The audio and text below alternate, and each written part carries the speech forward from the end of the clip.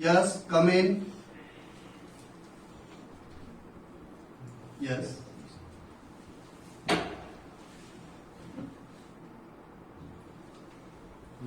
Thank you. Take seat.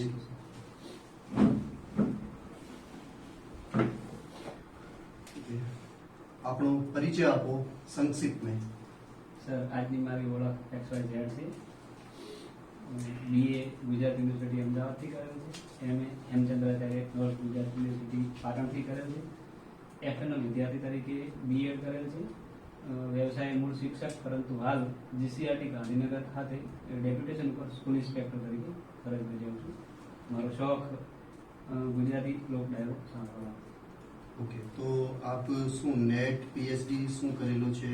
Set net? હા sir, હું set pass કરેલ. સેટ પાસ છું. ઓકે, તો તમે શિક્ષક ક્યારે કેટલા વર્ષ થઈ ગયા નોકરી કરતા ને આપણે? સર શિક્ષક તરીકે મારું આ 6ઠું વર્ષ ચાલે છે. ઓકે. અવાજ થોડો લાઉડ કરો. 6 વર્ષથી. ઓકે, તો શિક્ષકથી તમે પ્રોફેસર શું કામ આવો છો અહીંયા? શિક્ષક 6 વર્ષની નોકરી છોડીને અહીંયા એવું તમને શું લાગે કે તમે પ્રોફેસર બનવા ઈચ્છો છો? સર ટીચિંગમાં રસ છે એટલે, અને બીજું કે શિક્ષક તરીકે હું એક સીમિત વિદ્યાર્થી સાથે કામ કરીશ, પરંતુ પ્રોફેસર તરીકે મને નોકરી મળશે તો હું એક વિશાળ સમુદાય સાથે કામ કરીશ, અને 21મી સદી એક નાની સદી, અને હંમેશા યુવાનો સાથે જ કામ કરવા મળશે મને. એટલે હું એમને શીખવીશ અને એમનામાંથી પણ ઘણું બધું શીખીશ, અને જીવનભર હું અપડેટ રહીશ. ઓકે, અને ત્યાં તમે જીસીઆરટીસી માં નોકરી કરો છો, હાજી. તો ત્યાંની કામગીરી કેવી છે? ફિલ્ડનો વર્ક છે કે ઓફિસનો વર્ક છે ત્યાં? સર ગુણોત્સવ 2.0 અંતર્ગત સ્કૂલ ઇન્સ્પેક્ટર એક નિરીક્ષક તરીકેની પોસ્ટ ઊભી કરેલી છે. અમારા સ્કૂલનું એસેસમેન્ટ કરવાનું હોય છે, અને એના આધારે જે રિપોર્ટ તૈયાર કરીને જીસીઆરટી મોકલવાનો. એટલે એક મૂલ્યાંકનકારની ભૂમિકા હું અત્યારે ફરજ બજાવું. ઓકે, સરસ. ઇતિહાસમાં તમે કયો ઇતિહાસનો પાર્ટ તમને વધારે ઇન્ટરેસ્ટ આવે છે? સર મધ્યકાલીન ભારત. મધ્યકાલીન ભારતનો ઇતિહાસ. સરસ. મધ્યકાલીન ભારતમાં કયો સ્પેસિફિક ટોપિક તમને ગમે છે? મધ્યકાલીન ભારતમાં સર વિજયનગર સામ્રાજ્ય. વિજયનગર સામ્રાજ્ય. વિજયનગર સામ્રાજ્યની શું ખાસિયત હતી? સર વિજયનગર સામ્રાજ્યની ખાસિયત એ હતી કે મધ્યકાલીન ભારતમાં જ્યારે સમગ્ર ઉત્તર ભારતમાં મુસ્લિમ સામ્રાજ્યની હુકુમત હતી, એ સમયે એક હિન્દુ સામ્રાજ્યની સ્થાપના થઈ. બીજી વાત એ હતી કલા અને સ્થાપત્યમાં પણ એ ખૂબ જ લેક્ચર પણ આનેમાંથી જ આપશે ને? હા સર. ઓકે, તો બીજા સવાલ આપણે એમના સાથે લઈએ. ઓકે. મધ્યકાલીન ભારતમાં વિજયનગર તમને અનુકૂળ આવે છે. હાજી. એ સિવાય બીજો કોઈ ટોપિક ખરો મધ્યકાલીન ભારતમાં? હા, બીજું બહમની સામ્રાજ્ય. બહમની સામ્રાજ્ય. હા, બહમની સામ્રાજ્યની સ્થાપના ક્યારે અને કોણે કરી હતી? સર બહમની સામ્રાજ્યની સ્થાપના ઈસવીસન 1347 માં હસન ગંગુ નામના એક વ્યક્તિએ કરી. અને હસન ગંગુ હતો કોણ? એ સર એક સેનાપતિ તરીકે કોઈ સેનામાં નોકરી કરતો હતો. તો અલાઉદ્દીન હસન બહમન શાહ કોણ હતા? હા, એ હસન ગંગુ છે, એમને અલાઉદ્દીન હસન બહમન શાહ એ તરીકે. બંને એક જ હતા? હા સર. ઓકે, સરસ. ચલો, સલ્તનત કાળ ક્યારથી શરૂ થતો હોય એવું તમને લાગે છે? સલ્તનત કાળ 1206 થી. અચ્છા, મેં તો 647 જેવું કંઈક સાંભળેલું છે. શું લાગે છે? નહીં સર, 647 તો સમ્રાટ હર્ષનો સમયગાળો. સમ્રાટ હર્ષનો સમયગાળો 647 છે? સોરી સર, આ બાબતે હું થોડો કન્ફ્યુઝ. ઓકે. પાણીપતની જે લડાઈ થઈ હતી, હા સર. પ્રથમ અને બીજી લડાઈ, હા. એમના વિશે કંઈ વાત કરશો? હા સર, પાણીપતની પ્રથમ લડાઈ ઈસવીસન 1526 માં થઈ હતી, અને એ બાબર અને ઇબ્રાહિમ લોદી વચ્ચે થઈ હતી, અને એ આપણા ઇતિહાસનો ટર્નિંગ પોઈન્ટ છે. ત્યાંથી ભારતમાં મુગલ સત્તા કોઈ પદ્ધતિ કંઈક વાપરી હતી એવી કંઈક મને તુર્કુમા પદ્ધતિ છે. એ શું હતી? એ સર તોપથી આક્રમણ કરવાનું, માત્ર તોપ, અને આની બે પ્રકારનું આક્રમણ હતું. એક્ઝેક્ટલી સર હું રિમાઇન્ડ નથી કરી શકતો, પણ એક વિશિષ્ટ પ્રકારની પદ્ધતિ હતી જેને લીધે બાબરને વધારે સફળતા મળી. બરાબર, સરસ. મધ્યકાલીન ભારતની અંદર આપણે તુઝુકે બાબરી, હા સર, એ કોણે અને ક્યારે લખી હતી કે કહી શકાય? એમાં કંઈક રાજાઓનો પણ ઉલ્લેખ કરવામાં આવ્યો. હા સર, તુઝુકે બાબરી એ બાબરની આત્મકથા છે, અને આપણા ઇતિહાસનો બહુ ઓથેન્ટિક સોર્સ છે. અને બાબર જ્યારે ભારત ઉપર આક્રમણ કરે છે ત્યારે એ એવું કહે છે કે અત્યારે જ્યારે મેં એ પ્રદેશ ઉપર આક્રમણ કર્યું ને એ સમયે કુલ 7 રાજ્યો હતા હમ. અને એમાં બે હિન્દુ રાજ્યોનો ઉલ્લેખ કરે છે, એમાં વિજયનગર અને મેવાડનો ઉલ્લેખ કરે છે. આ તોતા વિશે તમને કઈ ખ્યાલ છે? હિન્દ કા તોતા? હાજી સર. કોણ તૂતી હતા? એ હિન્દ એટલે કે હિન્દના પોપટ તરીકે અમીર ખુસરો ઓળખાય છે. બરાબર બરાબર. અને અમીર ખુસરો વિશે વધારે કઈ એમને બીજી કઈ ઇનોવેટિવ કઈ કર્યું હતું? હા સર, ખાસ તો અમીર ખુસરો અલગ અલગ પ્રકારની ઘણી બધી પ્રતિભા ધરાવતા હતા અને તૂતી હિન્દ તરીકે જાણીતા હતા. આ સિવાય એમને ઘણી બધી પુસ્તકો પણ લખી છે, પરંતુ હું અત્યારે રિમાઇન્ડ કરી શકું છું. અચ્છા, જ્યારે અલાઉદ્દીન ખિલજીએ મેવાડ ઉપર આક્રમણ કર્યું એ વખતે એમની સાથે કોઈક ઇતિહાસકાર હતા, તમને યાદ હોય તો? એ કયા હતા?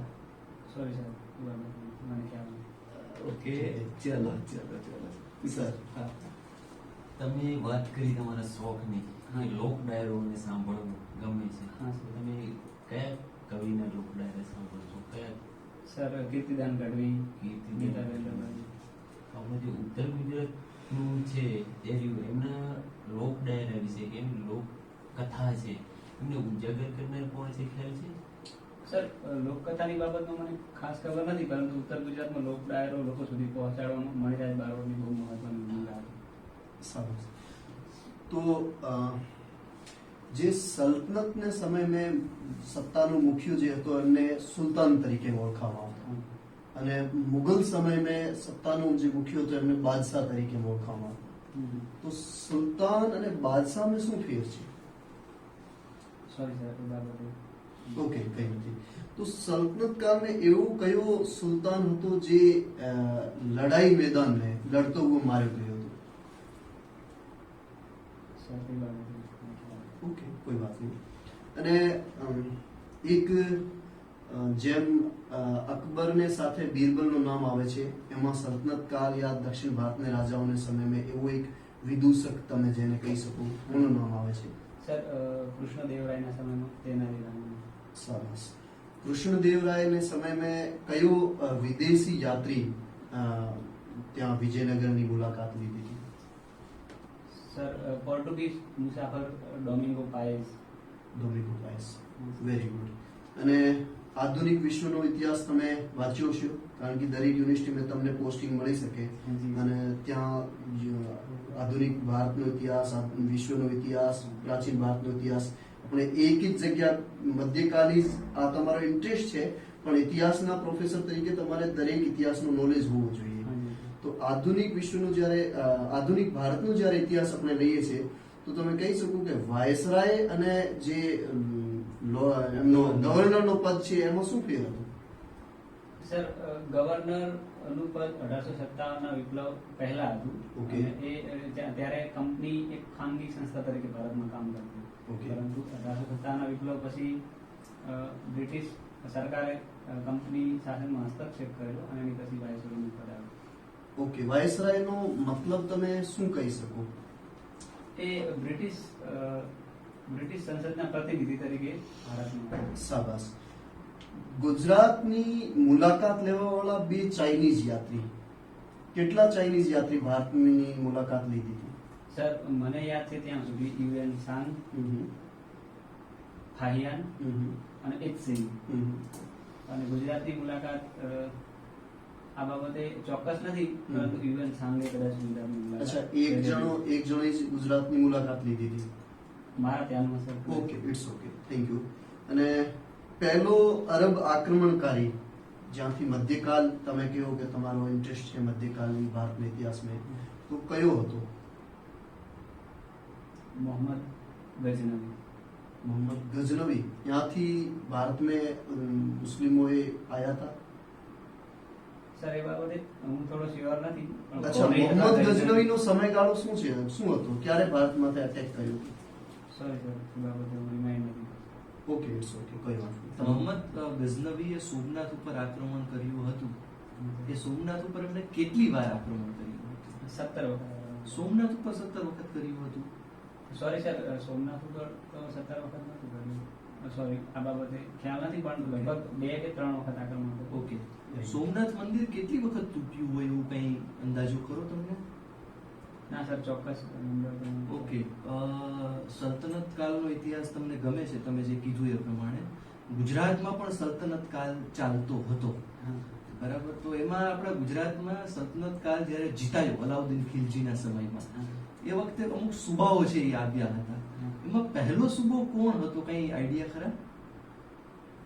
ગુજરાતમાં સલ્તનત કાલીન Yes. ગુજરાતનો પ્રથમ હા હા હા હા. એક્ઝેક્ટલી તાતર ખાન. ઓકે. સલ્તનત કાળ જ્યારે પૂરો થયો, અકબરનું આક્રમણ થયું, બરાબર છે. એ અકબરનું આક્રમણની કંઈક વિશેષતા હતી, એ કઈ કહી શકશો ખરા? શું વિશેષતાઓ હતી? Sorry sir. ઓકે, નો પ્રોબ્લેમ, નો પ્રોબ્લેમ. आप लेक्चर वहाँ पे पूछिए। તમે શિક્ષક તરીકે કેટલા વર્ષ જોબ કરી છે? સર 5 વર્ષ. 5 વર્ષ. અને અત્યારે ગાંધીનગર છો? ના સર, મારું કાર્યક્ષેત્ર રાધનપુર તાલુકો છે, ઓકે. પરંતુ ડેપ્યુટેશન પર ત્યાંથી મારે કામ અને અત્યારે કરવાનું. ઓફિસમાં જ વર્ક કરો છો તમે? ના સર, ફિલ્ડમાં વર્ક કરવાનું. ફિલ્ડમાં છે એમ? એટલે બાળકોને ટીચ તો નથી કરતા અત્યારે? ના સર, તો પછી છેલ્લા 1 વર્ષથી નથી કરતો. એવું છે. તો પ્રોફેસર બનવાના છો, હા, સર. તો પછી ત્યાં પણ તમે ફિલ્ડ બાળકોને ટીચ કરવાનું પસંદ કરશો કે પછી ઓફિસ કાર્યાલય? ના, અથવા તો સંશોધન કાર્ય? हाँ સર, એમાં મહત્વની વાત એ હતી કે સ્કૂલ ઇન્સ્પેક્ટર છે ને એ ગુણોત્સવ 2.0 અંતર્ગત એક નવી પોસ્ટ હતી અને ફિલ્ડ વર્કમાં આપણને ઘણું બધું જાણવા મળે. એટલે જાણવા મળે છે કે ટાઈમ વધારે મળે છે? ના સર, જાણવા પણ મળે. આમ તો શિક્ષક કરતા વધારે સમય જાય ત્યાં, કામ તો વધારે જ રહે. આખો દિવસ સ્કૂલનું એસેસમેન્ટ કરીને પછી આવીને ઓનલાઈન. તો પછી એવું હું કહી શકું કે તમને બાળકો કરતા ફિલ્ડ વર્કમાં વધારે ઇન્ટરેસ્ટ છે? સર, એવું તો કંઈ નથી. ઓકે. ओके शाबाश। तो आप लेक्चर एक आपको પડશે, આપણે ત્યાં ક્લાસ में જાય હા. તો આપણું જે ઈચ્છા હોય આ ટોપિક માટે આપ લેક્ચર આપો। તો હા Please. આ ત્યાં છે માર્કર છે પાછળ ઓકે. ब्लैक मार्कर ले लो। हाँ बिल्कुल स्टार्ट कीजिए आराम से। નમસ્તે વિદ્યાર્થી મિત્રો.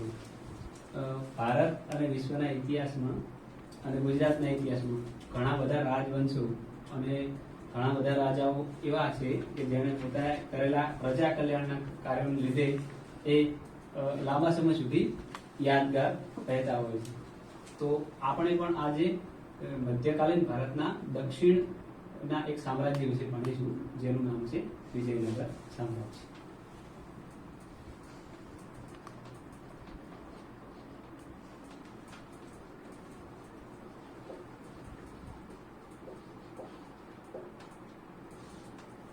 સૌપ્રથમ તમને સવાલ થશે કે દક્ષિણ ભારતનું વિજયનગર સામ્રાજ્ય ક્યાં આવેલું હશે?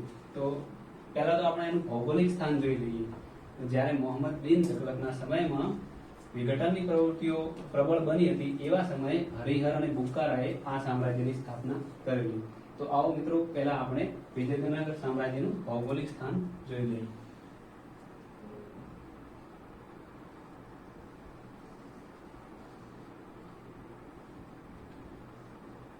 તમે દક્ષિણ ભારતનો નકશો જોયો તો ત્યાં નીચેના ભાગમાં જે કર્ણાટક રાજ્ય છે, કર્ણાટક રાજ્યનો જે હમ્પી રામાયણ કાળમાં જેને કિષ્કિંધા તરીકે ઓળખવામાં આવતું હતું, ત્યાં આપણું વિજયનગર સામ્રાજ્ય આવેલું.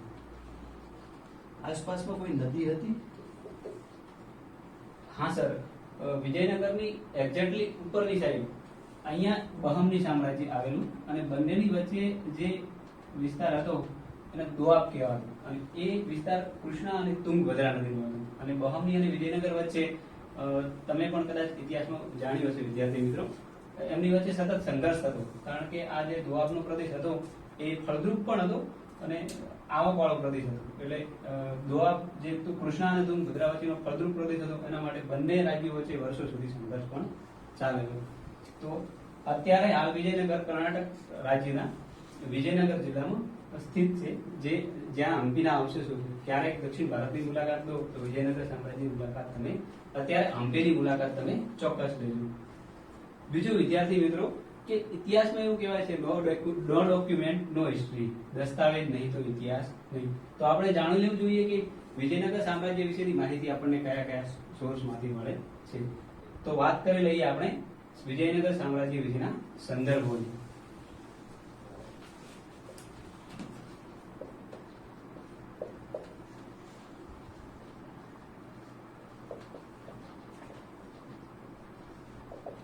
તુઝુક કે બાબરી સાચું લખ્યું છે ખોટું છે? સર સાચું છે. સાચું છે. સરસ. ચલો આગળ વધો. બાબર પોતાની આત્મકથા તુજુકે બાબરીમાં એવો ઉલ્લેખ કરે છે કે મેં જ્યારે આ પ્રદેશ ઉપર આક્રમણ કર્યું એ સમયે કુલ 7 રાજ્યો અસ્તિત્વ ધરાવતા હતા, જેમાં 5 મુસ્લિમ રાજ્યો અને 2 હિન્દુ રાજ્યો હતા. એમાં ખાસ કરીને વિજયનગર વિશે બાબર એવી વાત કરે છે કે મેવાડના રાજાએ શમશીરના જોરથી પોતાનું સામ્રાજ્ય વિસ્તાર્યું હતું, પરંતુ લશ્કર અને વિસ્તારની દ્રષ્ટિએ વિજયનગર ખૂબ જ મહત્વનું સામ્રાજ્ય કહી શકાય. અને મિત્રો બાબરના આક્રમણનો સમય એટલે કે 1526 આસપાસનો સમય, એટલે એ સમયે તુલુ વંશના કૃષ્ણદેવરાય ત્યાં રાજ્ય કરતા હતા. બીજા એક સોર્સ વિશે વાત કરીએ તો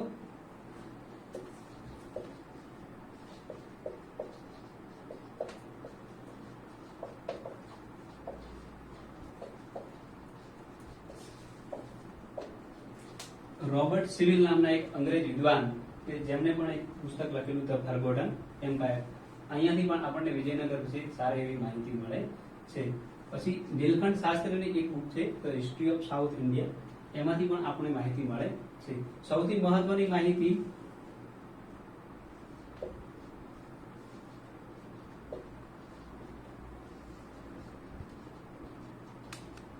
દંડ કવિલેશ અને કાલજ્ઞાન નામના વિજયનગર કાલીન દફતરોમાંથી પણ આપણને ખાસ પ્રકારની માહિતી મળે છે. વિજયનગરના ગ્રામ્ય જીવન, વહીવટી તંત્ર અને બીજી બધી માહિતી મળે છે. આ ઉપરાંત બીજી વાત કરીએ તો અવશેષીય સાધનોની વાત કરીએ તો હમ્પીમાં વિરુપાક્ષનું મંદિર, હજારા રામસ્વામીનું મંદિર અને બીજા ઐતિહાસિક પણ ઘણા બધા સોર્સ છે જ્યાંથી આપણને માહિતી મળે. કંઈક રથ મંદિર વિશે પણ કંઈક માહિતી આપો. રથ મંદિર પણ કદાચ વિજયનગરમાં જ આવેલા છે મારા મત પ્રમાણે. હા, તમને સર. શું લાગે છે? રથ મંદિર એ કલા અને સ્થાપત્યની દ્રષ્ટિએ ખૂબ જ મહત્વના મંદિરો છે. અને સર મહત્વની વાત એ છે કે આપણે અત્યારે જે 50ની નોટ ચલણમાં ચાલે ને એની ઉપર એ રથ મંદિરનું ફોટો સરસ. વિજયનગર સામ્રાજ્યના જે રાજવંશોનો કાળક્રમ જે છે હાજી. આ પહેલાથી છેલ્લા સુધી કયા કયા હતા? તો સર વિજયનગરમાં હરિહર અને બુકારાએ જે સ્થાપના કરી તો પહેલા સંગમ વંશ હતો, પછી સાલુ વંશ હતો, પછી તુલુ વંશ અને છેલ્લે અરવેન્ડુ વંશ. તે 4 વંશો થયા. અચ્છા, તાલીકોટાની લડાઈ ક્યારે થઈ હતી? સર 26મી જાન્યુઆરી 1565 અને સૌથી મહત્વની લડાઈ હતી જ્યાં વિજયનગર સામ્રાજ્ય અસ્ત પામ્યું. સરસ. એનો કોઈ પ્રત્યક્ષદર્શી હતો ખરા જે ઇતિહાસનો ઉલ્લેખ કરે છે? સર શ્યોર તો ખબર નથી, પરંતુ વિજયનગર વિશે સૌથી વધારે ઈરાની પ્રવાસી અબ્દુલ રઝાકે લખેલું. અચ્છા, એમનો એક બીજે નામથી પણ ઓળખાય છે તાલીકોટાની લડાઈ. હા સર, રાક્ષસ તંગડીના યુદ્ધ તરીકે ઓકે, ઓળખાય. Very good. સરસ. કોઈ સામ્રાજ્ય ખરું કે જે એમાં ભાગ નહોતું લઈ શક્યું? હા સર, કુલ જે 5 મુસ્લિમ સામ્રાજ્યો હતા એમાં બરાબર બરાર, કયા હતા? બીડર, બરાર, અહમદનગર, ગોલકોંડા. સર 4 રિમાઇન્ડ કરી શકું છું. ઓકે. એક વરાડ કરીને જે હતું ને એને કદાચ ભાગ કઈ નથી. કારણ હશે શું કામ ભાગ નહોતો લીધો એનું કઈ? સર સોરી મને ખબર. ઓકે, સરસ. વિજયનગર જે સામ્રાજ્ય હતું હાજી સર. એમનું સંઘર્ષ હતો હાજી. હંમેશા કોની સાથે રહ્યો છે? સર વિજયનગર અને બહમની વચ્ચે ખાસ સંઘર્ષ ચાલતો અને એનું મુખ્ય કારણ ફળદ્રુપ જમીન હતી. એના સિવાય બીજા જે મુસ્લિમ રાજ્યો હતા એની સાથે પણ સંઘર્ષ કર્યો. એમાં વિજયનગરના એક રાજા હતા જે પોતાની દીકરીના લગ્ન બહેમનીને સુલતાન સાથે કર્યા હતા. સર સોરી કરવા પડ્યા હતા. કરવા પડ્યા હતા. દરેક સમયે મજબૂરી વશી જ કરવા પડ્યા હતા. તો એવો કોઈ નામ બતાવી શકો? અચ્છા, તમને ખ્યાલ નથી. સર એક્ઝેક્ટલી ખ્યાલ નથી, પરંતુ એ સંગમ વંશ ના એક રાજા હતા, દેવરાય પ્રથમ અથવા બીજા, પરંતુ હું રિકોલ નથી કરી શકતો. સરસ. સરસ, ઓકે, સરસ. Very good. ખૂબ સરસ. બીજું બસ, કઈ? બસ. Okay, thank you. Yes, you may. નહીં, આપ જાઓ.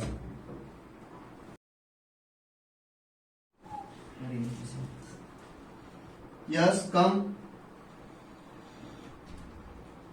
Okay, welcome. Take seat. Interview આપનો થઈ ગયો, એકદમ શાનદાર ઇન્ટરવ્યુ. હવે જે અમને લાગ્યો આ અમે આપને ફીડબેક આપી રહ્યા છીએ અને આપને એને માથે થોડો ગોર કરવાનો છે, પછી તમે એમની પ્રિપરેશન એવી રીતે કરી શકો અને પછી તમારા નસીબ જે જીપીએસસી નું છે અને હું આપને વિડીયો પણ એમનો બતાવી દઈશ તો પણ આપ જોશો તો આપને ખ્યાલ આવશે. ઠીક છે ને સર? તમે સૌપ્રથમ આવ્યા અહીં હાથ લાંબો કર્યો. જરૂર જ નથી હાથ લાંબો કરવાની. તમે વિદ્યાર્થી, પ્રાથમિક શાળાના વિદ્યાર્થી નથી. તમે હાથ જે લાંબો કર્યો હતો એ પેલા ટાળી દો તમે. બરાબર. ત્યાર પછી તમને પૂછવામાં આવ્યું કે તમારું એજ્યુકેશન ક્વોલિફિકેશન કહો. તમને હોબી વિશે કોઈ વાત નહોતી કરી. હા, સર. તમે હોબી વિશે પણ વાત કરી દીધી અમને. બરાબર. એટલે જેટલું પૂછવામાં આવે સીમિત હા. A to Z એ જ પ્રકારની વાત છે તમે કરો, નહીં કે બીજી જગ્યાએ ક્યાંય તમે.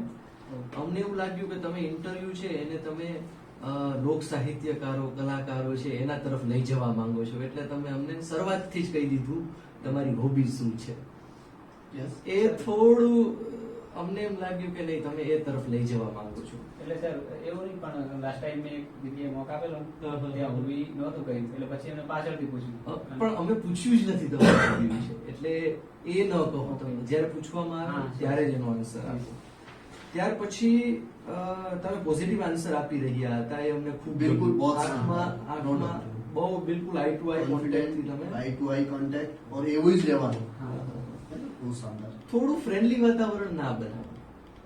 હા, અમને સર. એમ લાગ્યું કે તમે મિત્રો સાથે વાત કરી રહ્યા હતા. હા, સર. સાચી વાત. બરાબર. ઇન્ટરવ્યુ પેનલ સાથે તમે થોડા થોડું અંતર. ડિસ્ટન્સ રાખો. બરાબર. એકદમ ફ્રેન્ડલી ન બની જાઓ. હા.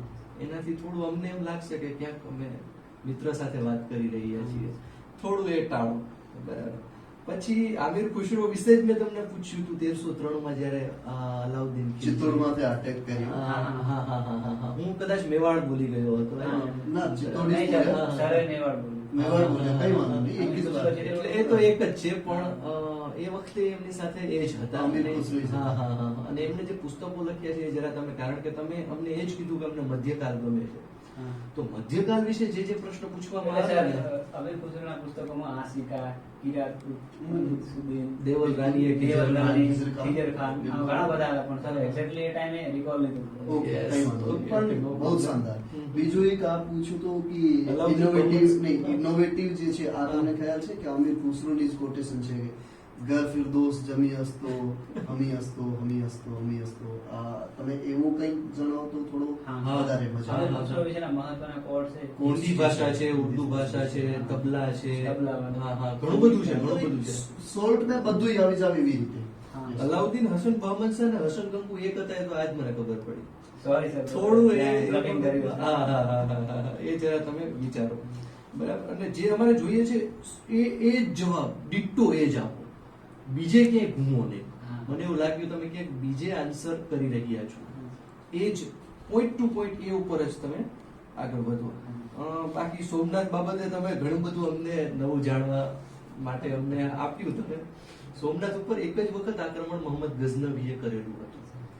બરાબર. બીજી જે 16 વખત આક્રમણો થયા હતા એ ભારતની અલગ અલગ અલગ અલગ જગ્યાઓ જગ્યાઓમાં પર થયા હતા. થયા હતા. માત્ર 17મું આક્રમણ, અને એ માત્ર મોહમ્મદ એટલે સર, ગઝનવી. છેલ્લો જ આ હતો. ઇન્ટરવ્યુ જે કહી શકાય. Yes. સોમનાથ મંદિર આમ તો ઘણી વખત તૂટ્યું છે, પણ અલગ અલગ લોકોના સમયમાં છે તૂટ્યું છે. બરાબર છે. એ જરા તમે જુઓ. અને તુઝુ કે બાબરી તો ખોટું જ હતું. બરાબર. એ જરા તમે જોઈ લેજો. બરાબર છે કેવી રીતે છે. બસ આ તમારી જે નેગેટિવ બાબતો હતી અને પોઝિટિવ બાબતો હતી એ મેં તમને કીધી.